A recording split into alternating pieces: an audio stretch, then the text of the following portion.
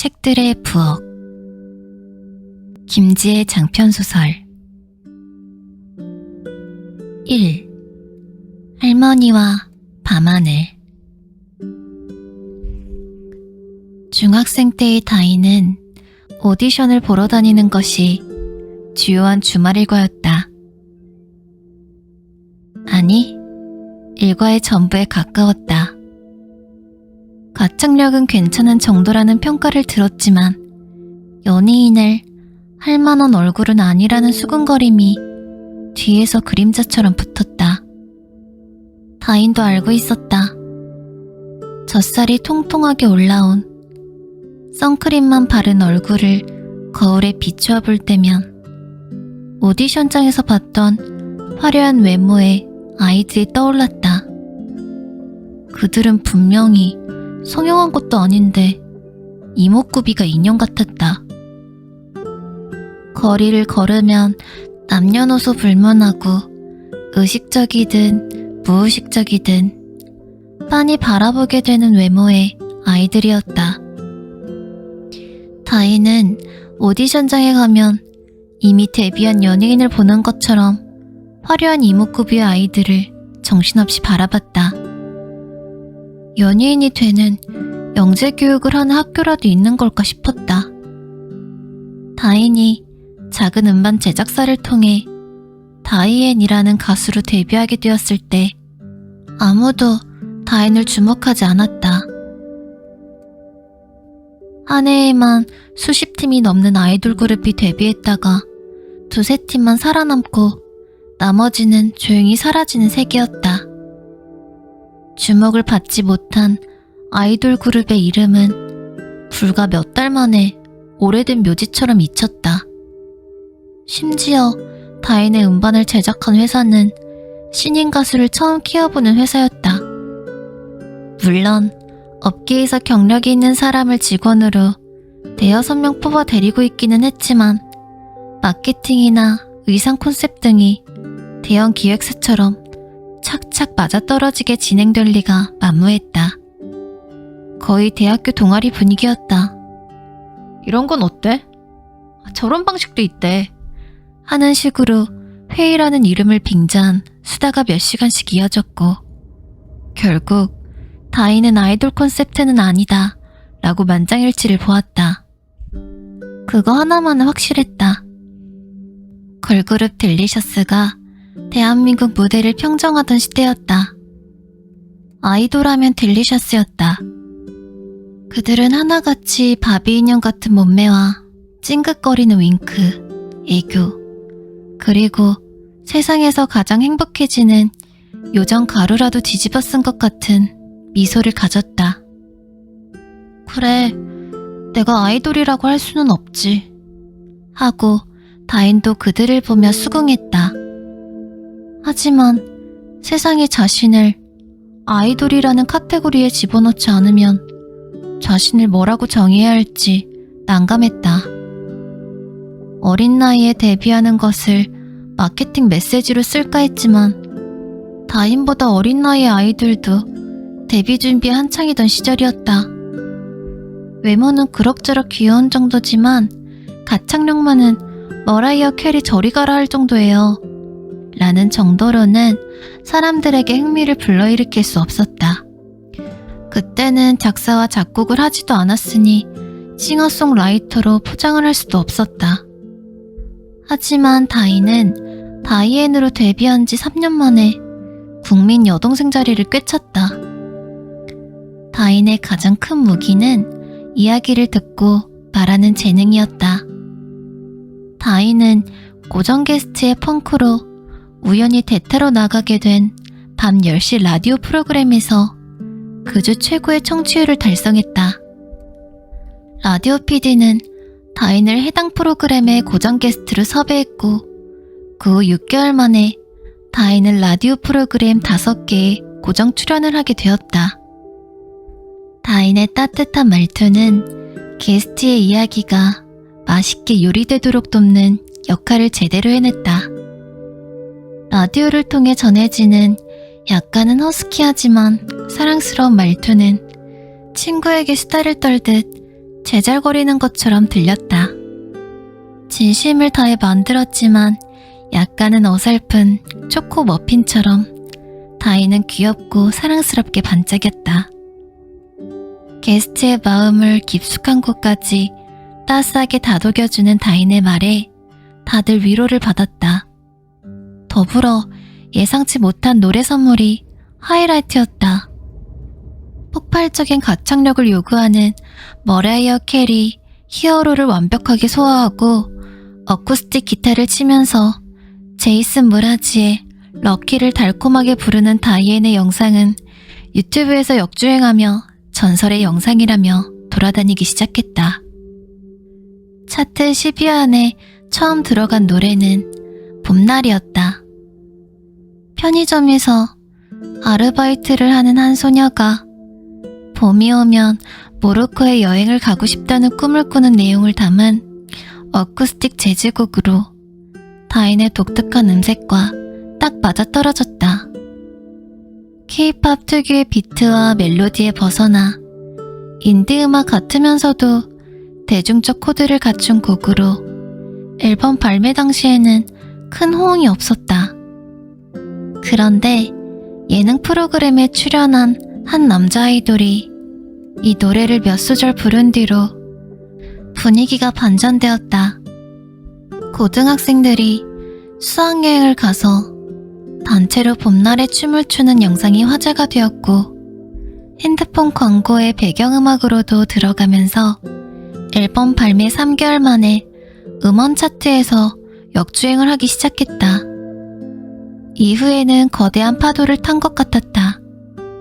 이어서 낸 디지털 싱글 그냥 그거면 된다니까가 음원 출시와 동시에 음원 차트 1위에 올랐고 한 달간 그 자리를 지켰다.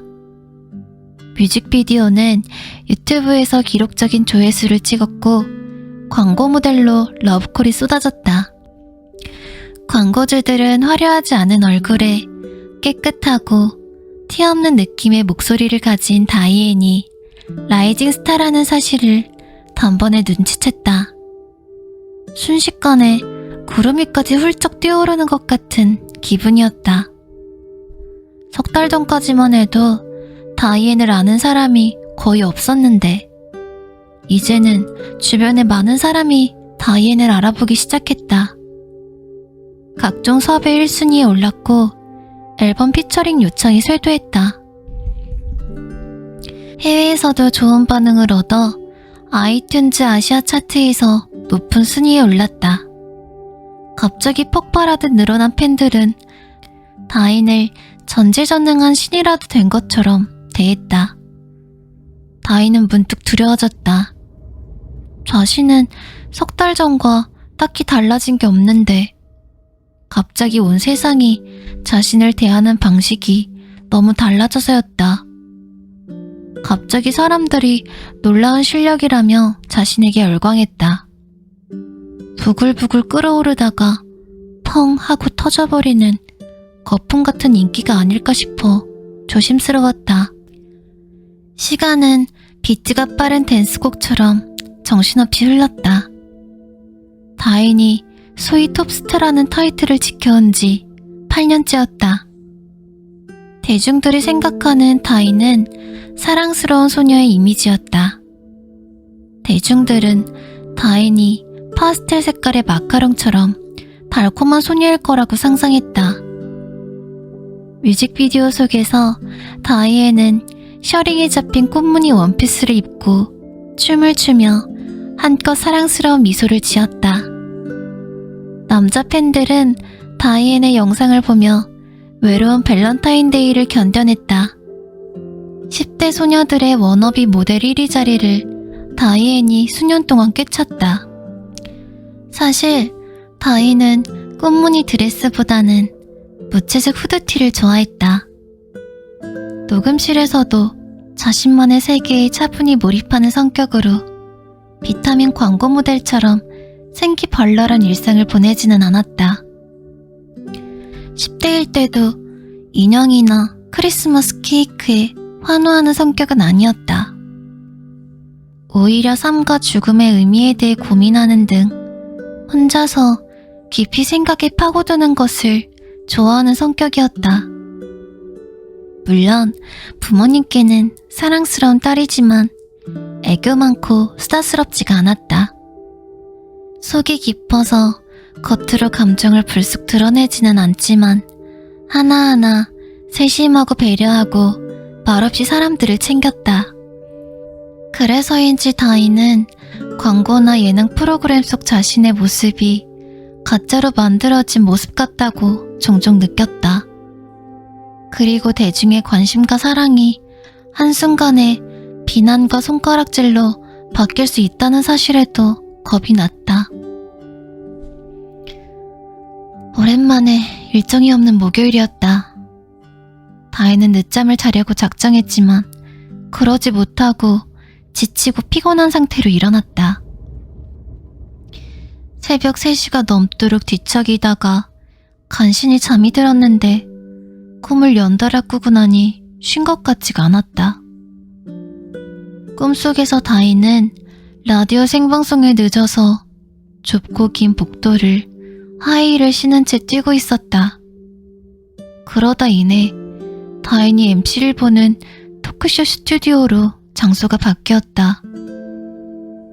다인이 발랄하게 말을 이어가는데 출연자의 얼굴이 이유 없이 굳어갔고 점차 무표정에 가까워졌다. 다인은 속으로 당황하면서도 애써 말을 이어갔는데 그런 다인의 모습이 모니터에 클로즈업 되어 나오고 있었다. 다희는 뭔가에 놀란 듯한 상태로 잠에서 깼다. 꿈의 마지막 장면이 연기처럼 사라지는 중이었다. 다희는 눈을 반쯤 감고 거실에 나와 부스스한 머리를 한 채로 TV를 틀었다. 화면에는 완벽하게 메이크업을 한 자신이 토크쇼에 어울리는 환한 웃음을 지으며 너무나 즐겁게 이야기를 하고 있었다. 방송 끝에 이어지는 뮤직비디오 속 다희에는 자신이 봐도 놀라울 정도로 사랑스럽고 청초하고 매력적인 모습이었다. 문득 다희는 TV 속 자신의 모습이 빈 껍데기처럼 느껴졌다. 다희는 혼란스러웠다. 가수가 되는 건 어렸을 때부터의 꿈이었지만 다른 사람에게 사랑을 받기 위해서 노래를 부르기 시작했다고 보긴 어려웠다. 다희는 자신만의 음악 스타일과 대화 방식으로 대중들에게 다가갔고 그게 받아들여졌다고 생각했는데 착각이었다. 언젠가부터 다희에는 대중의 애장품이 되었을 뿐이었다. 그날 밤 침대에 누웠을 때였다. 심장 뛰는 소리가 갑자기 귓가에서 울리기 시작했다. 멀리서 기차가 오는 것처럼 쿵쿵대는 소리가 들리더니 곧 기차가 귀 바로 옆까지 온 듯 소리가 커졌다. 이어서 호흡이 가빠졌다. 어둠 속 어떤 존재가 서서히 자신의 목을 조르고 있는 느낌이었다. 자신의 호흡이 희미해지며 사그라드는 걸 느낄 수 있었다. 어느새 다희는 대중이 모두 볼 수 있는 유리상자에 갇혀 사는 동물이 된 꿈속이었다. 다희는 어린아이를 까르르 웃게 하는 작은 원숭이가 되었다가 20대 직장인들이 귀여워하는 황제 펭귄으로 변해 뒤뚱거렸다. 그 다음에는 동물원에서 가장 인기가 많은 판다가 되어 감정을 숨긴 채 해벌쭉 웃고 있었다. 유리상자는 360도에서 모두 관람이 가능했고 모바일로 생중계되었으며 대중이 게임 아이템을 고르듯 자신이 입는 옷과 털 색깔, 액세서리까지 모두 선택할 수 있었다.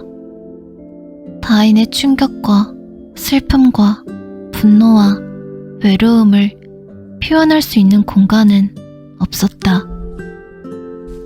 할머니가 그리웠다. 할머니는 다인과 대조적으로 대책 없는 낙관주의자였다. 힘들고 화가 나는 일이 생겨도 할머니는 햇빛을 보며 산책하고 돌아와 이내 훌훌 털어버리고 새로운 하루를 시작하곤 했다. 집채만한 파도가 몰아치는 듯한 감정 변화는 할머니에게서 찾아볼 수 없었다.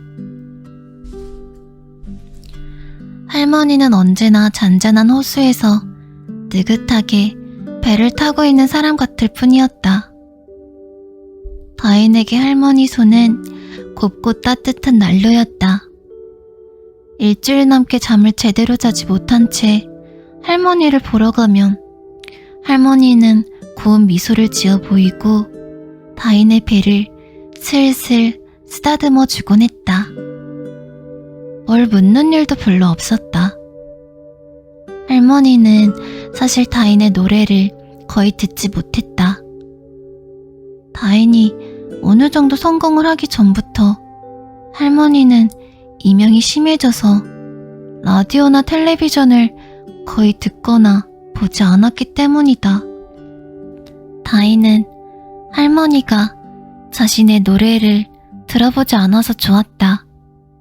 이번에 나온 노래가 어떻게 엄청나다더니 어떤 부분은 예전 앨범보다 힘이 떨어진다느니 젠척하며 가벼운 판단을 내리는 사람들은 주변에 널려 있었으니까 그냥 다인을 있는 그대로 봐주고 말없이 무릎을 빌려주는 할머니의 거슬거슬하지만 고운 손길이 좋았다. 할머니의 손길이 닿으면 다인은 금세 잠이 들었다.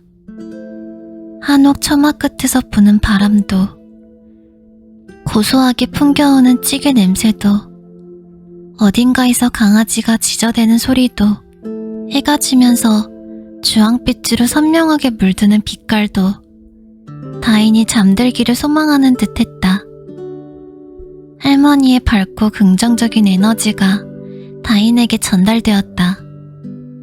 다인은 그곳에서는 꿈도 꾸지 않고 10시간씩 잠을 잤다.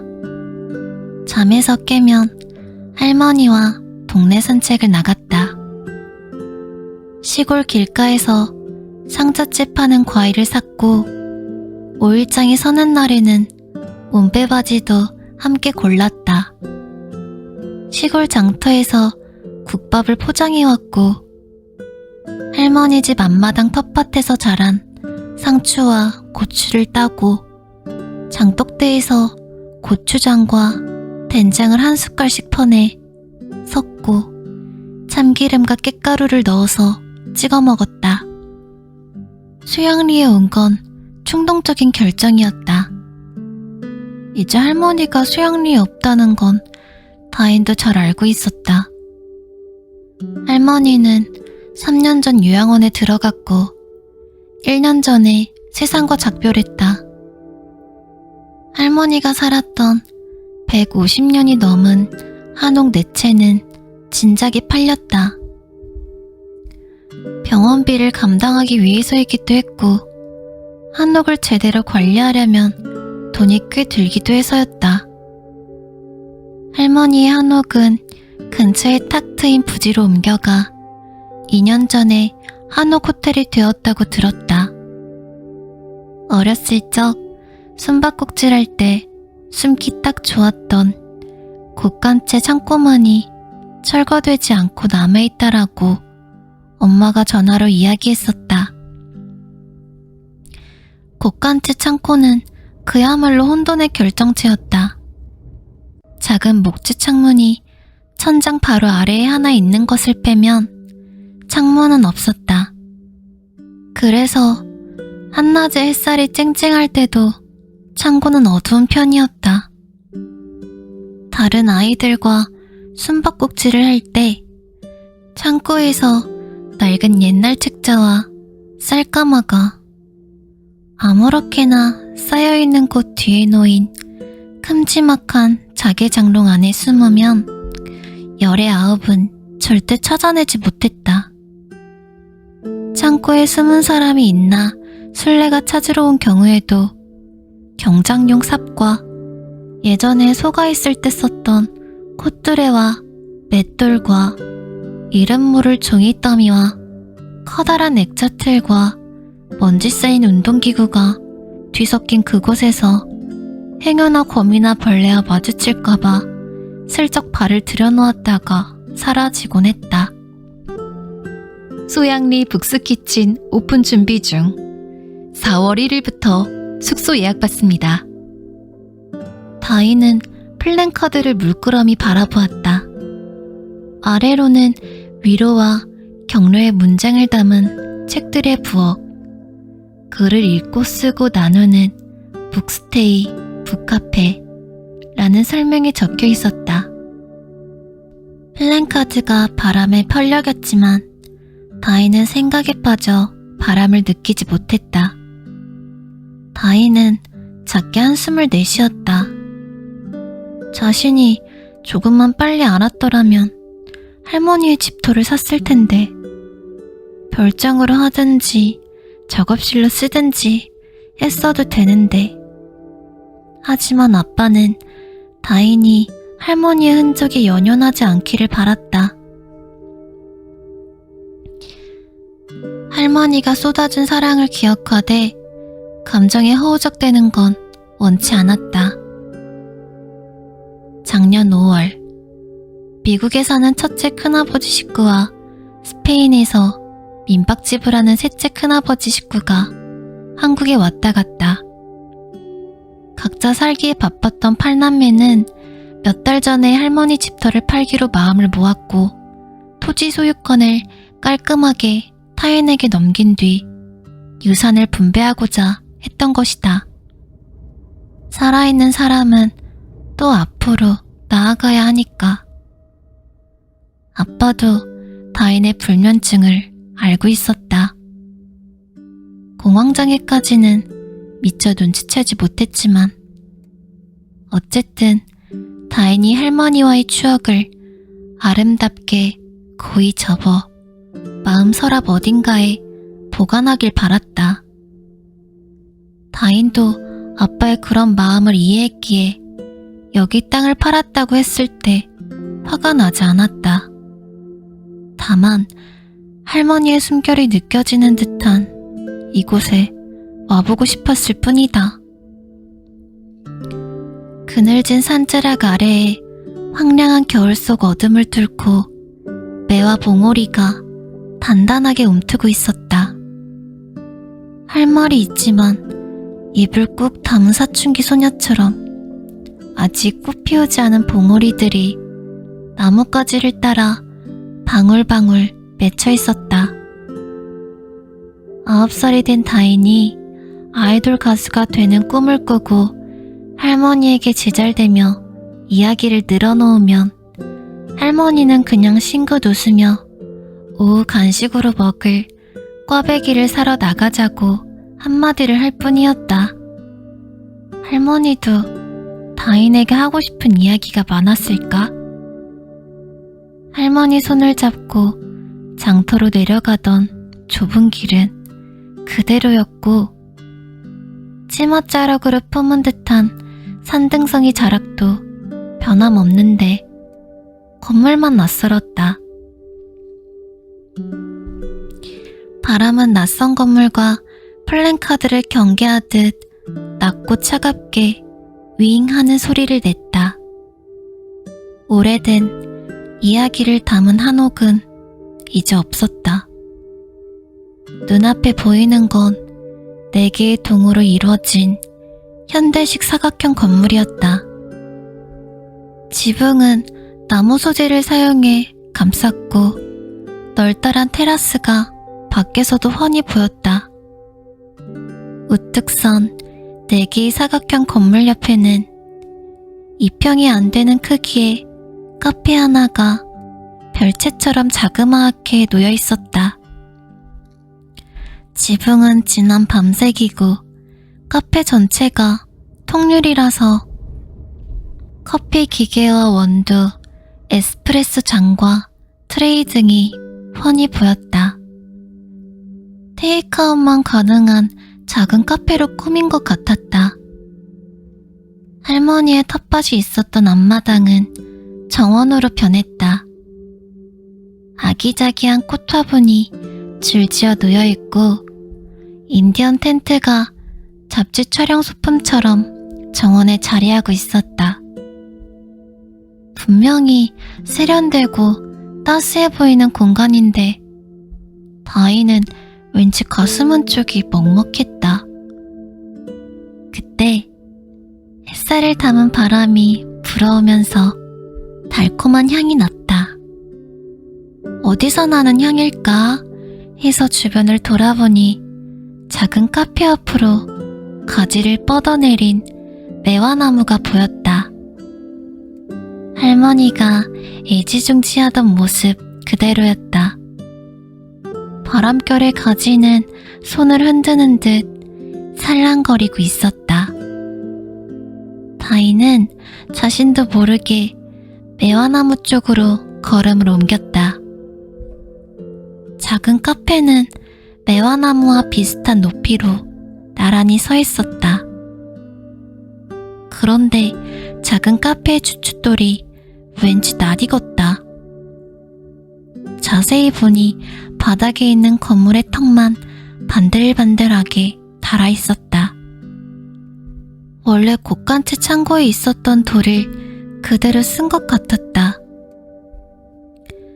다이는 그제야 매화나무 옆에 있었던 곳간채 창고 공간이 통유리로 둘러싸인 작은 카페로 변신했다는 사실을 깨달았다.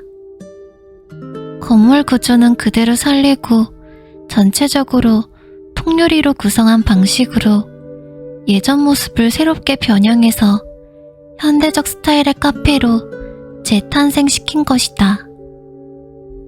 반들반들하게 다른 곳간채 창고에 주춧돌을 보고 있자니 다이는 왠지 눈물이 날 것 같기도 하고 미소가 지어질 것 같았다.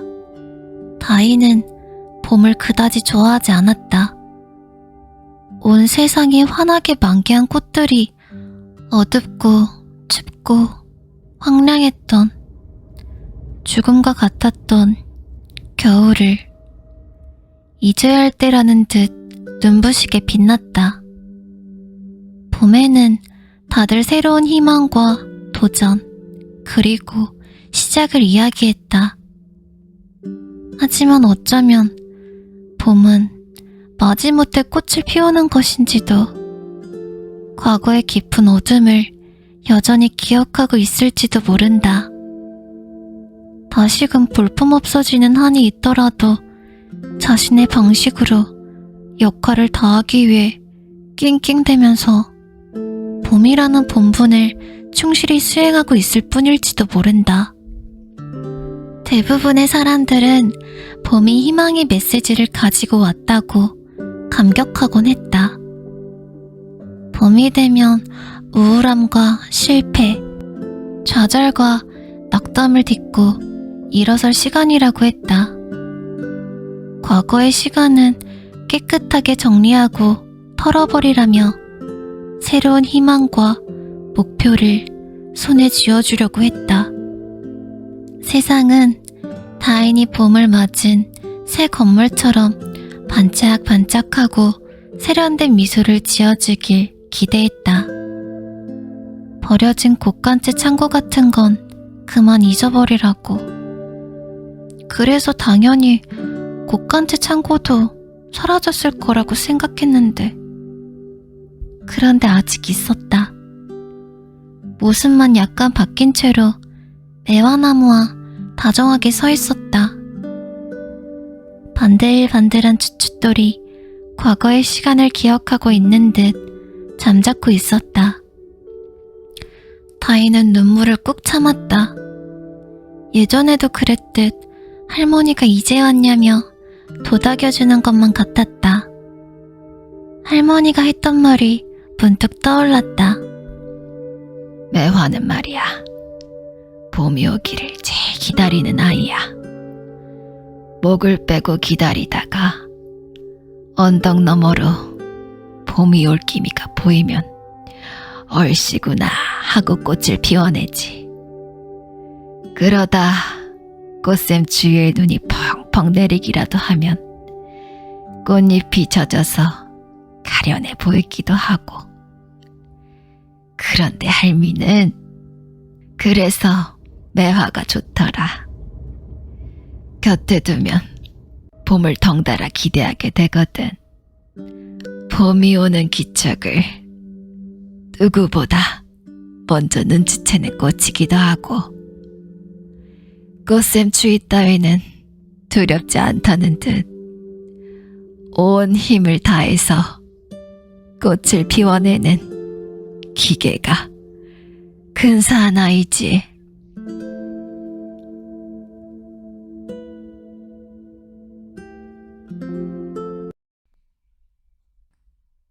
책들의 부엌. 김지의 장편소설. 1. 할머니와 밤하늘. 중학생 때의 다희는 오디션을 보러 다니는 것이 주요한 주말 일과였다. 아니, 일과의 전부에 가까웠다. 가창력은 괜찮은 정도라는 평가를 들었지만 연예인을 할 만한 얼굴은 아니라는 수군거림이 뒤에서 그림자처럼 붙었다. 다인도 알고 있었다. 젖살이 통통하게 올라온 선크림만 바른 얼굴을 거울에 비추어 볼 때면 오디션장에서 봤던 화려한 외모의 아이들이 떠올랐다. 그들은 분명히 성형한 것도 아닌데 이목구비가 인형 같았다. 거리를 걸으면 남녀노소 불문하고 의식적이든 무의식적이든 빤히 바라보게 되는 외모의 아이들이었다. 다희는 오디션장에 가면 이미 데뷔한 연예인을 보는 것처럼 화려한 이목구비의 아이들을 정신없이 바라봤다. 연예인이 되는 영재 교육을 하는 학교라도 있는 걸까 싶었다. 다인이 작은 음반 제작사를 통해 다이앤이라는 가수로 데뷔하게 되었을 때 아무도 다인을 주목하지 않았다. 한 해에만 수십 팀이 넘는 아이돌 그룹이 데뷔했다가 두세 팀만 살아남고 나머지는 조용히 사라지는 세계였다. 주목을 받지 못한 아이돌 그룹의 이름은 불과 몇 달 만에 오래된 묘지처럼 잊혔다. 심지어 다인의 음반을 제작한 회사는 신인 가수를 처음 키워보는 회사였다. 물론 업계에서 경력이 있는 사람을 직원으로 대여섯 명 뽑아 데리고 있기는 했지만 마케팅이나 의상 콘셉트 등이 대형 기획사처럼 착착 맞아떨어지게 진행될 리가 만무했다. 거의 대학교 동아리 분위기였다. 이런 건 어때? 저런 방식도 있대. 하는 식으로 회의라는 이름을 빙자한 수다가 몇 시간씩 이어졌고 결국 다이는 아이돌 콘셉트는 아니다 라고 만장일치를 보았다. 그거 하나만은 확실했다. 걸그룹 델리셔스가 대한민국 무대를 평정하던 시대였다. 아이돌 하면 델리셔스였다. 그들은 하나같이 바비 인형 같은 몸매와 찡긋거리는 윙크, 애교, 그리고 세상에서 가장 행복해지는 요정 가루라도 뒤집어 쓴 것 같은 미소를 가졌다. 그래, 내가 아이돌이라고 할 수는 없지. 하고 다인도 그들을 보며 수긍했다. 하지만 세상에 자신을 아이돌이라는 카테고리에 집어넣지 않으면 자신을 뭐라고 정의해야 할지 난감했다. 어린 나이에 데뷔하는 것을 마케팅 메시지로 쓸까 했지만 다인보다 어린 나이의 아이들도 데뷔 준비에 한창이던 시절이었다. 외모는 그럭저럭 귀여운 정도지만 가창력만은 머라이어 캐리 저리 가라 할 정도예요. 라는 정도로는 사람들에게 흥미를 불러일으킬 수 없었다. 그때는 작사와 작곡을 하지도 않았으니 싱어송라이터로 포장을 할 수도 없었다. 하지만 다이는 다이앤으로 데뷔한 지 3년 만에 국민 여동생 자리를 꿰찼다. 다인의 가장 큰 무기는 이야기를 듣고 말하는 재능이었다. 다인은 고정 게스트의 펑크로 우연히 대타로 나가게 된 밤 10시 라디오 프로그램에서 그 주 최고의 청취율을 달성했다. 라디오 PD는 다인을 해당 프로그램의 고정 게스트로 섭외했고 그 후 6개월 만에 다인은 라디오 프로그램 5개에 고정 출연을 하게 되었다. 다인의 따뜻한 말투는 게스트의 이야기가 맛있게 요리되도록 돕는 역할을 제대로 해냈다. 라디오를 통해 전해지는 약간은 허스키하지만 사랑스러운 말투는 친구에게 수다를 떨듯 제잘거리는 것처럼 들렸다. 진심을 다해 만들었지만 약간은 어설픈 초코 머핀처럼 다인은 귀엽고 사랑스럽게 반짝였다. 게스트의 마음을 깊숙한 곳까지 따스하게 다독여주는 다인의 말에 다들 위로를 받았다. 더불어 예상치 못한 노래 선물이 하이라이트였다. 폭발적인 가창력을 요구하는 머라이어 캐리 히어로를 완벽하게 소화하고 어쿠스틱 기타를 치면서 제이슨 무라지의 럭키를 달콤하게 부르는 다이앤의 영상은 유튜브에서 역주행하며 전설의 영상이라며 돌아다니기 시작했다. 차트 10위 안에 처음 들어간 노래는 봄날이었다. 편의점에서 아르바이트를 하는 한 소녀가 봄이 오면 모로코에 여행을 가고 싶다는 꿈을 꾸는 내용을 담은 어쿠스틱 재즈곡으로 다인의 독특한 음색과 딱 맞아떨어졌다. K-팝 특유의 비트와 멜로디에 벗어나 인디 음악 같으면서도 대중적 코드를 갖춘 곡으로 앨범 발매 당시에는 큰 호응이 없었다. 그런데 예능 프로그램에 출연한 한 남자 아이돌이 이 노래를 몇 소절 부른 뒤로 분위기가 반전되었다. 고등학생들이 수학여행을 가서 단체로 봄날에 춤을 추는 영상이 화제가 되었고 핸드폰 광고의 배경음악으로도 들어가면서 앨범 발매 3개월 만에 음원 차트에서 역주행을 하기 시작했다. 이후에는 거대한 파도를 탄 것 같았다. 이어서 낸 디지털 싱글 그냥 그거면 된다니까가 음원 출시와 동시에 음원 차트 1위에 올랐고 한 달간 그 자리를 지켰다. 뮤직비디오는 유튜브에서 기록적인 조회수를 찍었고 광고 모델로 러브콜이 쏟아졌다. 광고주들은 화려하지 않은 얼굴에 깨끗하고 티 없는 느낌의 목소리를 가진 다이앤이 라이징 스타라는 사실을 단번에 눈치챘다. 순식간에 구름 위까지 훌쩍 뛰어오르는 것 같은 기분이었다. 석 달 전까지만 해도 다이앤을 아는 사람이 거의 없었는데 이제는 주변에 많은 사람이 다이앤을 알아보기 시작했다. 각종 섭외 1순위에 올랐고 앨범 피처링 요청이 쇄도했다. 해외에서도 좋은 반응을 얻어 아이튠즈 아시아 차트에서 높은 순위에 올랐다. 갑자기 폭발하듯 늘어난 팬들은 다인을 전지전능한 신이라도 된 것처럼 대했다. 다인은 문득 두려워졌다.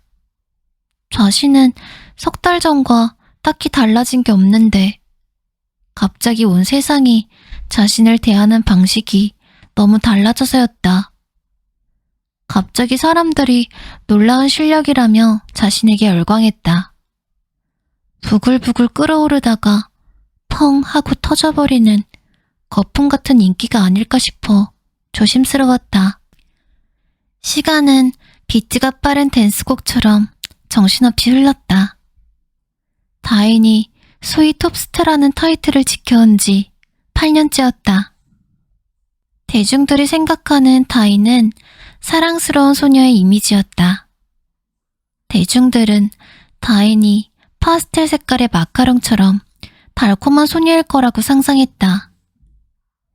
뮤직비디오 속에서 다이앤은 셔링이 잡힌 꽃무늬 원피스를 입고 춤을 추며 한껏 사랑스러운 미소를 지었다.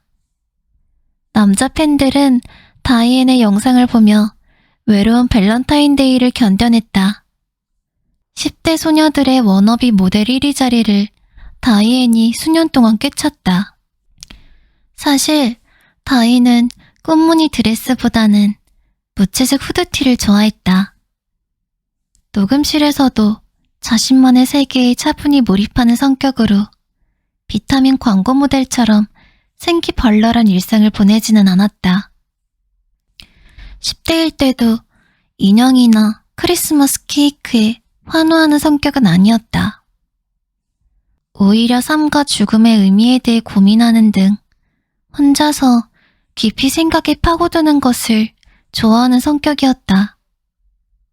물론 부모님께는 사랑스러운 딸이지만 애교 많고 수다스럽지가 않았다.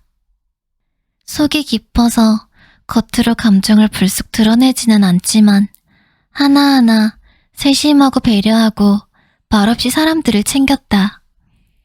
그래서인지 다이는 광고나 예능 프로그램 속 자신의 모습이 가짜로 만들어진 모습 같다고 종종 느꼈다. 그리고 대중의 관심과 사랑이 한순간에 비난과 손가락질로 바뀔 수 있다는 사실에도 겁이 났다.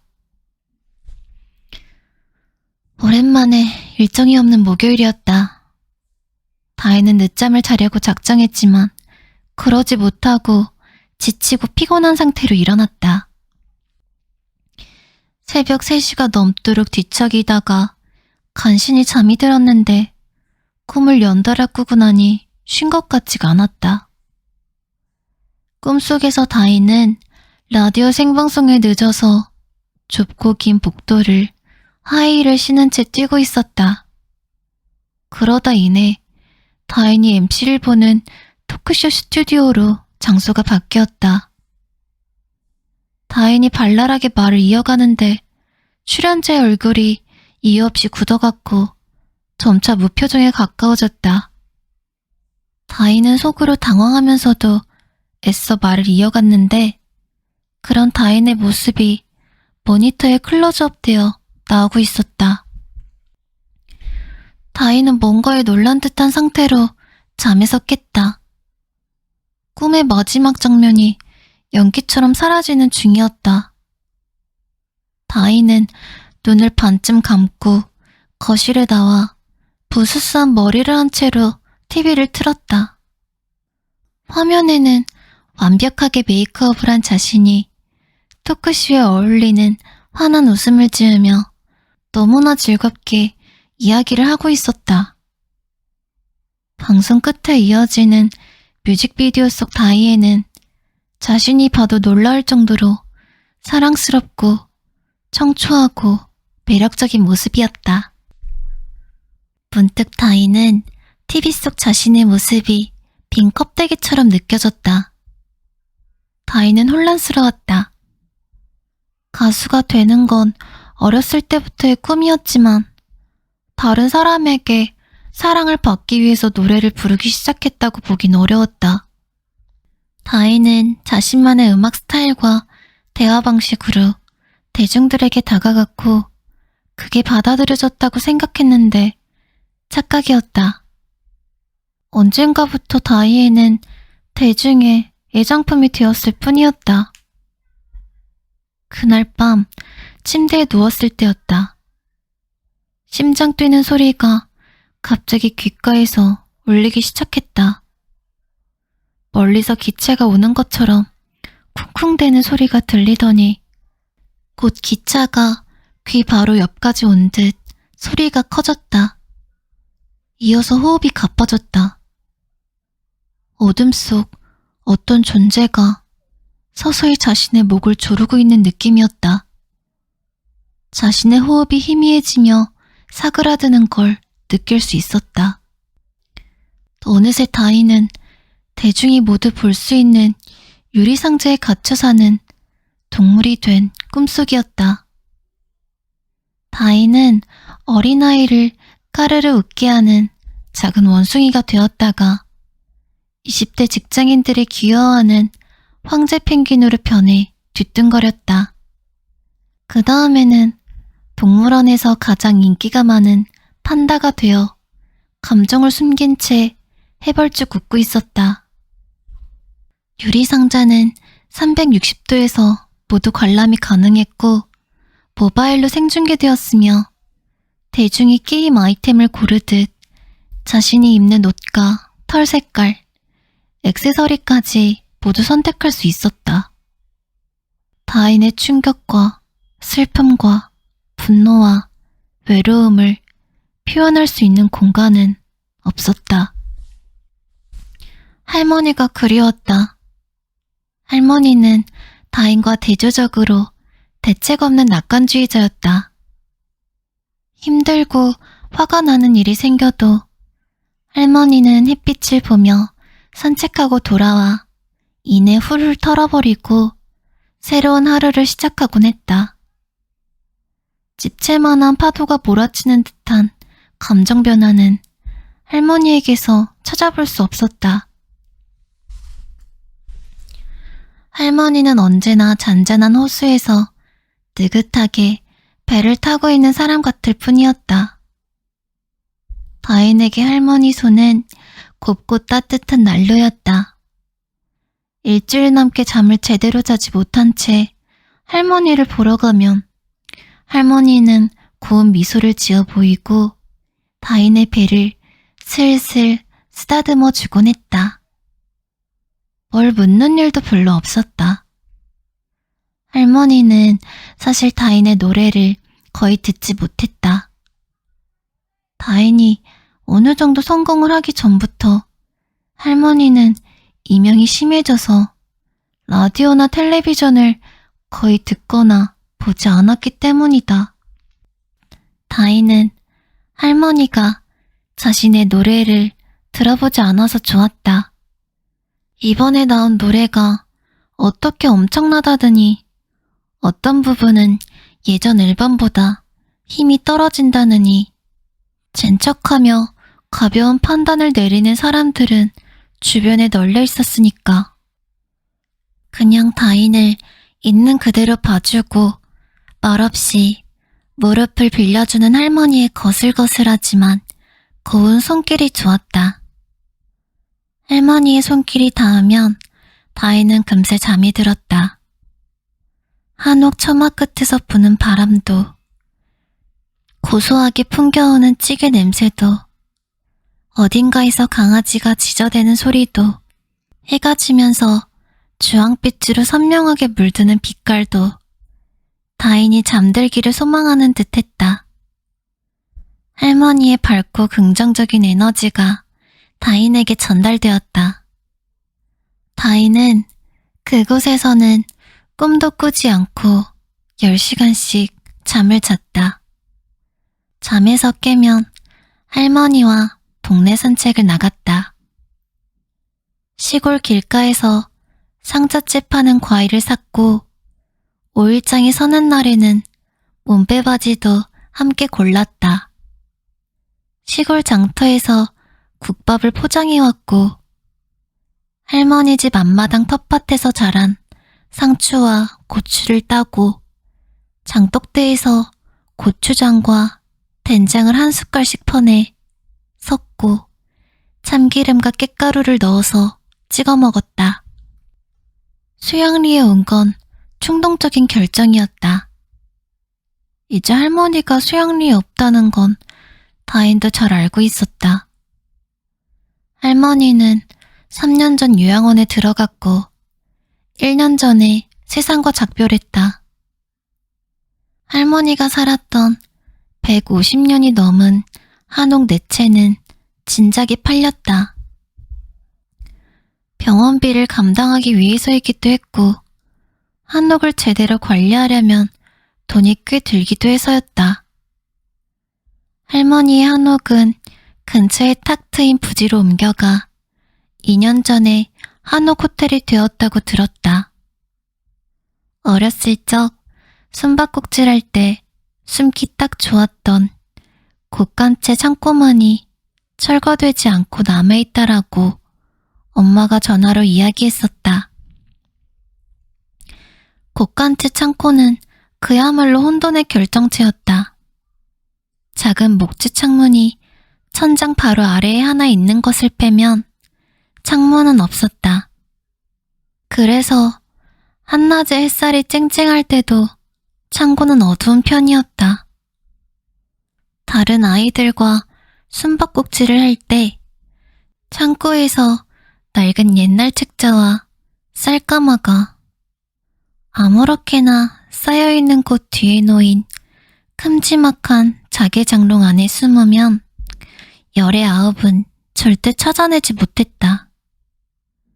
창고에 숨은 사람이 있나 술래가 찾으러 온 경우에도 경장용 삽과 예전에 소가 있을 때 썼던 콧뚜레와 맷돌과 이름 모를 종이더미와 커다란 액자틀과 먼지 쌓인 운동기구가 뒤섞인 그곳에서 행여나 거미나 벌레와 마주칠까봐 슬쩍 발을 들여놓았다가 사라지곤 했다. 소양리 북스키친 오픈 준비 중. 4월 1일부터 숙소 예약받습니다. 다인은 플랜카드를 물끄러미 바라보았다. 아래로는 위로와 격려의 문장을 담은 책들의 부엌, 글을 읽고 쓰고 나누는 북스테이, 북카페 라는 설명이 적혀 있었다. 플랜카드가 바람에 펄럭였지만 다인은 생각에 빠져 바람을 느끼지 못했다. 다인은 작게 한숨을 내쉬었다. 자신이 조금만 빨리 알았더라면 할머니의 집토를 샀을 텐데 별장으로 하든지 작업실로 쓰든지 했어도 되는데. 하지만 아빠는 다인이 할머니의 흔적이 연연하지 않기를 바랐다. 할머니가 쏟아준 사랑을 기억하되 감정이 허우적대는 건 원치 않았다. 작년 5월, 미국에 사는 첫째 큰아버지 식구와 스페인에서 민박집을 하는 셋째 큰아버지 식구가 한국에 왔다 갔다. 각자 살기에 바빴던 팔남매는 몇 달 전에 할머니 집터를 팔기로 마음을 모았고 토지 소유권을 깔끔하게 타인에게 넘긴 뒤 유산을 분배하고자 했던 것이다.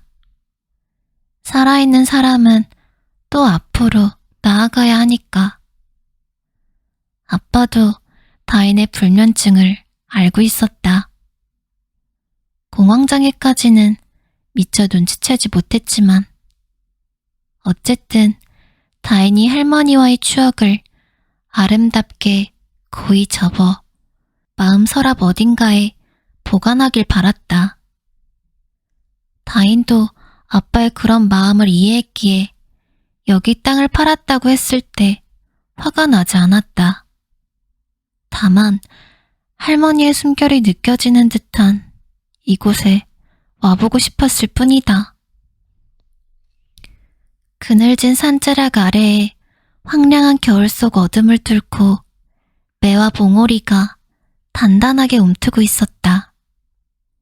할 말이 있지만 입을 꾹 다문 사춘기 소녀처럼 아직 꽃 피우지 않은 봉오리들이 나뭇가지를 따라 방울방울 맺혀 있었다.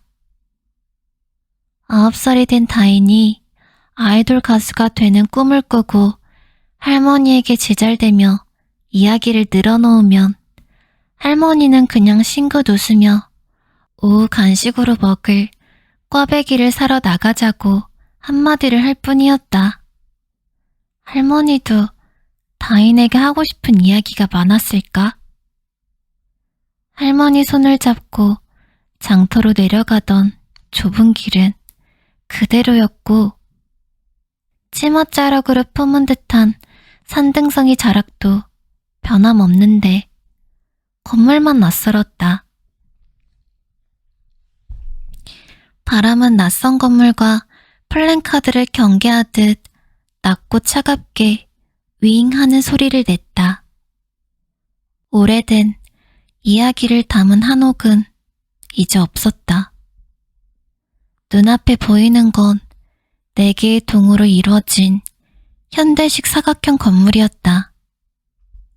지붕은 나무 소재를 사용해 감쌌고 널따란 테라스가 밖에서도 훤히 보였다.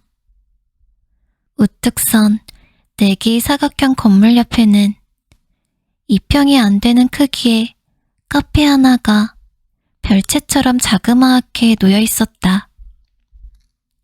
지붕은 진한 밤색이고 카페 전체가 통유리라서 커피 기계와 원두, 에스프레소 잔과 트레이 등이 훤히 보였다. 테이크아웃만 가능한 작은 카페로 꾸민 것 같았다. 할머니의 텃밭이 있었던 앞마당은 정원으로 변했다. 아기자기한 꽃 화분이 줄지어 놓여있고 인디언 텐트가 잡지 촬영 소품처럼 정원에 자리하고 있었다. 분명히 세련되고 따스해 보이는 공간인데 다이는 왠지 가슴 한쪽이 먹먹했다. 그때 햇살을 담은 바람이 불어오면서 달콤한 향이 났다. 어디서 나는 향일까 해서 주변을 돌아보니 작은 카페 앞으로 가지를 뻗어내린 매화나무가 보였다. 할머니가 애지중지하던 모습 그대로였다. 바람결의 가지는 손을 흔드는 듯 살랑거리고 있었다. 다이는 자신도 모르게 매화나무 쪽으로 걸음을 옮겼다. 작은 카페는 매화나무와 비슷한 높이로 나란히 서 있었다. 그런데 작은 카페의 주춧돌이 왠지 낯익었다.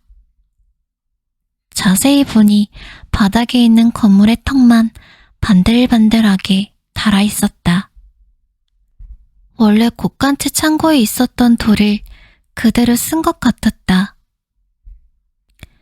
다이는 그제야 매화나무 옆에 있었던 곳간채 창고 공간이 통유리로 둘러싸인 작은 카페로 변신했다는 사실을 깨달았다. 건물 구조는 그대로 살리고 전체적으로 통유리로 구성한 방식으로 예전 모습을 새롭게 변형해서 현대적 스타일의 카페로 재탄생시킨 것이다. 반들반들하게 다른 곳간채 창고에 주춧돌을 보고 있자니 다이는 왠지 눈물이 날 것 같기도 하고 미소가 지어질 것 같았다. 다이는 봄을 그다지 좋아하지 않았다. 온 세상이 환하게 만개한 꽃들이 어둡고 춥고 황량했던 죽음과 같았던 겨울을 잊어야 할 때라는 듯 눈부시게 빛났다. 봄에는 다들 새로운 희망과 도전, 그리고 시작을 이야기했다.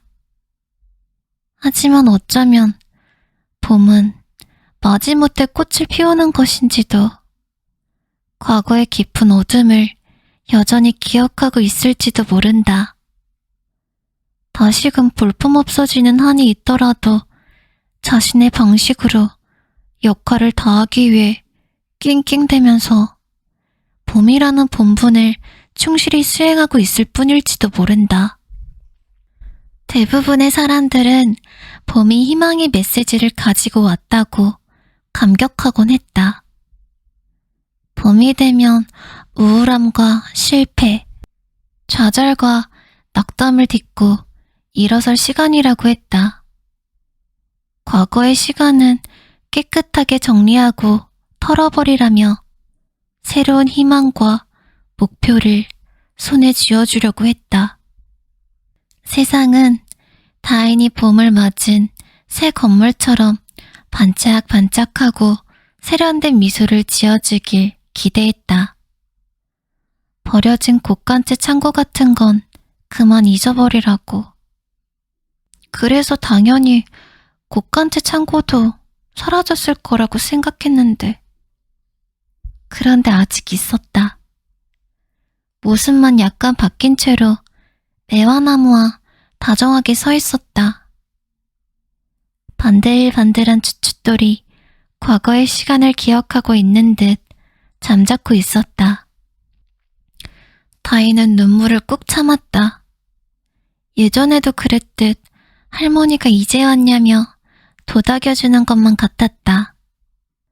할머니가 했던 말이 문득 떠올랐다. 매화는 말이야. 봄이 오기를 제일 기다리는 아이야.